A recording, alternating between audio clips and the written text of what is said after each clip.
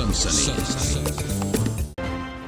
सीने पर 15 गोलियां खाकर दुश्मनों को मार भगाने वाले ये हैं परमवीर योगेंद्र सिंह यादव। वही योगेंद्र सिंह यादव जो करगिल की जंग में दुश्मनों से ऐसे लड़े कि काल बन गए। योगेंद्र जी, कितने सालों बाद आना हो पा रहा आपका यहाँ? हाँ, आज ये हिंदुस्तान की फौज कारगिल विजय दिवस का 20वीं वर्षगांठ मना रही है और मुझे ये सौभाग्य मिला है कि मैं इन पावन चोटियों के ऊपर, जहां पर हिंदुस्तान के सैनिकों ने अपने रक्त का एक एक कतरा बहा करके इस चोटियों को दुश्मन से कब्जा कराया, ऐसी पावन धाम को नमन करने का मुझे सौभाग्य मिला है। और करगिल की जंग में योगेंद्र यादव सिर्फ 19 साल के थे। भारतीय सेना की 18 ग्रेनेड में तैनात योगेंद्र को अंदाजा भी नहीं था कि सेना में भर्ती होते ही उन्हें जंग के मैदान में उतरना पड़ेगा। घातक प्लाटून का हिस्सा बनते ही योगेंद्र यादव को करगिल के टाइगर हिल की जिम्मेदारी मिली, जहां दुश्मन पहले से ही घात लगाकर बैठा था। बहुत कुछ याद आता होगा। हाँ, पहले जब आप गुजरते होंगे तो वो वक्त, वो लम्हा, एक सेकंड आपको याद आता होगा। बिल्कुल, ये जब टाइगर हिल को देखता हूं तो वो मंजर याद आता है कि किस तरह से मेरी टीम इस नालों के होते हुए, जो ये टाइगर हिल का दाहिने वाला किनारा, बिल्कुल जो खड़ी चट्टान नजर आ रही है, यहाँ से हम एक दूसरे का हाथ पकड़ करके रस्सियों के सहारे ऊपर की तरफ जा रहे थे। तो जो टाइगर हिल टॉप का जो बिल्कुल ऊपर वाला जो गोलात बना हुआ जहाँ पर वो है, वहां से जब आगे की तरफ बढ़े तो दुश्मन ने इतनी भारी तादाद में गोलाबारी की कि हमारी रास्ता कट ऑफ हो गया और केवल हम 7 जवान ऊपर पहुंच पाए। 7, बाकी को चढ़ने नहीं दिया।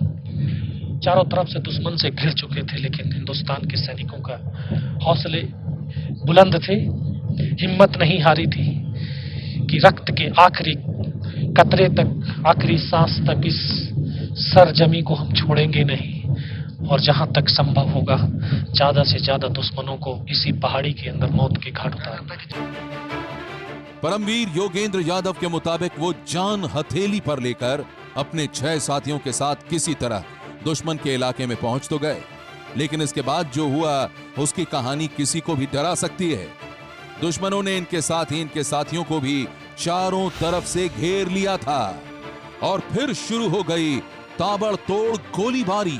आप जब वहां पहुंचे थे तो 1-2 नहीं 15 गोलियां आपको लगी थी। हाँ, बिल्कुल। मेरे साथियों के साथ लड़ते लड़ते जो मेरे 6 साथी तो शहीद हो भी हो गए, मुझे भी 15 गोलियां आपके सामने शहीद हो। हाँ, एक एक करके मैं देख रहा हूँ कि एक के बाद एक मेरा साथी शहीद होता जा रहा है। आप अकेले रह गए। लास्ट में मैं अकेला रहा।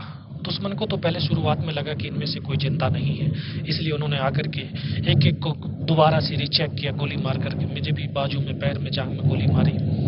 तो जब गोलियों की धुआं निकलता था तो मुझे वो गोली की पीड़ा चुपचाप बड़ा सहता रहा और उनको यकीन दिला दिया कि इनमें से कोई चिंता नहीं है। उसके बाद जब उन्होंने हमारे वेपन उठाने की कोशिश करी तो मेरे पास एक हैंड ग्रेनेड था। उन्होंने अपने हैंड ग्रेनेड लेकर के जो पाकिस्तान का सैनिक हमारे वेपन उठा रहा था उसके ऊपर ऐसे फेंका, तो कोट के अंदर ऐसे हुड लगे हुए थे, हुड के अंदर वो ग्रेनेड गिरा। तो उसने एकदम से देखा कि यार ये कुछ गिरा है, पीछे की तरफ देखा, पीछे कोई मूवमेंट था नहीं। जब तक वो ग्रेनेड को निकाल पाता, ग्रेनेड फट गया, यहाँ से पूरा सर उड़ा। तो वही एक मेरे पास मौका था, क्योंकि उस धमाके से पाकिस्तान के जो सैनिक थे उनमें एकदम से खलबली मच गई कि इनमें से कोई जिंदा है। कुछ बोले जिंदा नहीं, नीचे से रिइंफोर्समेंट आ गई है। कुछ सुकून में थे कि कुछ बचा नहीं। हाँ, वो तो गालियां देने में लगे थे, अपना एक जीत की खुशी मना रहे थे, लेकिन अचानक से ऐसे धमाका होने के बाद उनमें एकदम खलबली मची। तभी मैंने उसकी राइफल को ऐसे उठाने की कोशिश करी, लेकिन ये हाथ तो हिला ही नहीं, क्योंकि हाथ की पूरी हड्डी निकल के बाहर थी। तो एक हाथ से राइफल को उठाया, वहां से ऐसे फायरिंग किया। हाँ, और फिर कई जगह पर 3-4 जगह से हमें फायरिंग करते रहे। फायरिंग करते करते तो उनको ये लगा कि हाँ, नीचे से रिइंफोर्समेंट आ गई है, और उनके हौसले परस्त हुए और वहां से वो भाग खड़े हुए। तो ये जब टाइगर हिल टॉप की तरफ हम देखते हैं तो ऊपर की तरफ भागने लगे। मैं भी 3-4 मीटर रेंगता हुआ धीरे धीरे आगे तक गया, लगभग 4-5 मीटर गया हूँगा। तो वहां से देखा कि यहाँ उनके लिविंग टेंट नजर आ रहे हैं, जहाँ पर वो पाकिस्तानी फौज के उनका जो मेन गन पोजीशन है। जिस्म जख्मों से घिरा था, बदन से खून की धारा बह रही थी, लेकिन इसके बाद भी हौसले बुलंद थे। दुश्मनों का पीछा करते हुए योगेंद्र यादव किसी तरह टाइगर हिल के टॉप पर पहुंचे तो उन्होंने जो देखा उनके होश ही उड़ गए। नीचे पाकिस्तानी सेना का काफी बड़ा कैंप था और एक पाकिस्तानी कमांडर भारतीय सेना के एमएमजी पोस्ट पर हमला करने की बात कर रहा था। ऊपर चले गए तब जी, तो वहाँ उनकी मेन गनें दिख रही हैं कि हाँ यहाँ से ये मेन गन है। वो सब कुछ देखने के बाद, क्योंकि उस समय जहन के अंदर एक ही पागलपन था कि अपने साथियों को सूचना देनी है, अपने साथियों को बचाना है। क्योंकि उनके कमांडर ने कुछ देर पहले ये मस्को वैली आप देख रहे हैं, जहाँ पर उनका बेस कैंप था, उसको मैसेज दिया कि हिंदुस्तान का जो नीचे एमएमजी पोस्ट है उसके ऊपर हमला कर दो। तो वो जब क्योंकि साथियों को बचाना बहुत ज़रूरी था, चलना पैर से चल नहीं सकता था, हाथ बिल्कुल लटक गया था, फिर भी रेंगता हुआ धीरे धीरे वहाँ से रोल करके अपने साथियों तक पहुँचा। फिर उनको सूचना दिया कि इस तरह से हमारे साथ ये घटना घटित हुई है। तो वहाँ से कमांडिंग ऑफिसर जो हमारे ब्रिगेडियर कुशाल जैन ठाकुर, उन्होंने उनको सूचना दिया कि इस प्रकार से एक लड़का बच करके आया है, ये इस तरह की खबर दे रहा है। तो बोला इसको जल्दी से जल्दी मेरे पास पहुँचाओ। तो लिख भाई ये दिन का 1:30-2 बज रहा था उस टाइम पर। सीओ के पास पहुँचते पहुँचते शाम। टाइगर हिल पर दुश्मनों से लोहा लेते हुए जिस्म पर 15 गोलियां खाने के बावजूद योगेंद्र यादव ने जैसी वीरता दिखाई उस पर हर हिंदुस्तानी को नाज है। बिना भोजन बिना पानी के योगेंद्र यादव दुश्मनों से लड़ते रहे। वो बेसुध हो गए, लेकिन इसके बाद भी उन्हें अपने साथियों की फिक्र थी, देश की चिंता थी। 4 घंटे लोग बताते बिना खाए पानी पिए आप लड़ाई लड़े थे। बिल्कुल। जब इनके पास मैं पहुंचा तो दिखाई देना बिल्कुल बंद हो गया था। सीओ साहब ने काफ़ी कुछ सवाल किए, बोला हाँ बेटा क्या हुआ, कैसे हुआ, तमाम घटनाक्रम उनको बताया कि इस प्रकार से घटना हुई और ये अभी होने वाला है सर। तो लास्ट में इन्होंने पूछा कि बेटा जवान की रिक्वायरमेंट में का सब अम्नेशन और फील्ड पट्टी की है। बोला खाने के लिए नहीं चाहिए।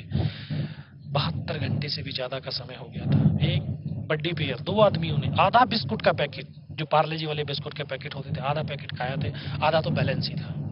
सर भूख नहीं लगती है। फिर उसके बाद डॉक्टर ने कौन सा इंजेक्शन लगाया, फिर मुझे पता नहीं मैं कहाँ पर हूँ। 3 दिन के बाद होश आया, देखा ऊपर पंखा चल रहा है, पता चला बेस 92 बेस हॉस्पिटल श्रीनगर। और वहीं से फिर मुझे पता चला कि उसी रात को मेरी बटालियन ने दोबारा से अटैक किया और टाइगर हिल टॉप के ऊपर 18 ग्रेनेडर्स ने विजय पताका फहरा दिया। यकीन होता है कि आपने वो कर दिखाया।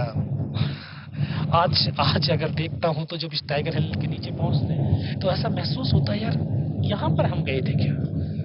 अचंभित होते हैं क्योंकि वो जुनून था उस समय, देशवासियों का एक प्रेम था, उनकी एक जो भावनाओं का जो एक ताकत थी, उस ताकत से एक दूसरे को देखते हुए पलटन का नाम, नमक और निशान, सेना के सम्मान और देश की आन बान और शान को, ये जो वर्ड है, ये वर्ड -20 डिग्री टेम्परेचर के अंदर हिंदुस्तान के जवानों के अंदर उस समय पसीने की झलक चेहरे पे आप देख सकते थे उस टाइम पे। तो वो जुनून पैदा किया, उस जुनून की बदौलत वहां तक हम पहुंच करके हिंदुस्तान के सैनिक इन दुर्गम पहाड़ियों के ऊपर विजय पताका फहरा पाए। तो वाकई में योगेंद्र की कहानी जो है वो वाकई एक सच्ची कहानी, और इन्हीं कहानियों से प्रेरणा मिलती है पूरे हिंदुस्तानियों को ही। सनसनी